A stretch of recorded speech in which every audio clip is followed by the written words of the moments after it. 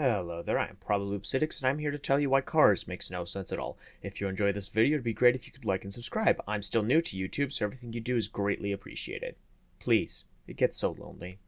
Anyways, I just want to clarify, this isn't about the car's plot, but rather car's background. So you may have seen a couple images around the internet about random things you see in the Cars universe. For example, the fact that there's a car Pope, which implies that there was a car Jesus. There was also a Cars World War II, which means that there was a car Hitler. This is also backed up by the fact that Cars uses the same modern Earth we live on, with just a few changes. So it's just human history, but with cars. What's confusing about that? Well, I'll tell you. The earliest we see in the Cars universe is during a short in which Mater travels back in time to basically be the one who gets Stanley, and that's the car whose statue is in Cars, to create Radiator Springs. This is great, only issue that Stanley is a Ford Model T, which is one of the first car models ever made, which was around the early 1900s. And as we can see, cars evolve with the times. Cars 3 shows us the whole movie being about new and faster cars. The cars gets more advanced with time. So this means that cars would have started existing around the 1900s. And if they didn't, what car came before then? Was it a car? What did they evolve from?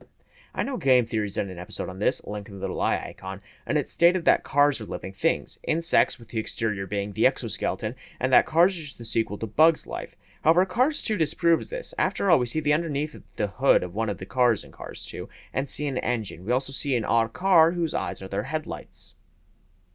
It's terrifying, I know. And in the Mater and Stanley one, we see that Route 66 isn't a thing yet, and Route 66 was created in 1926, and MatPat claims this takes place after humans, so we know his theory can't be correct. So Cars in the end just doesn't make any sense. They weren't created by humans, and judging on the Ford Model T, they weren't created by an AI. They can't be living things like MatPat suggested. Could they simply be their own mechanical version of life that evolves over time?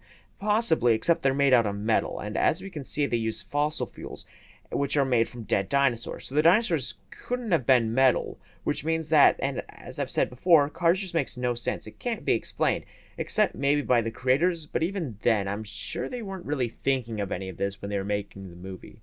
So, dang.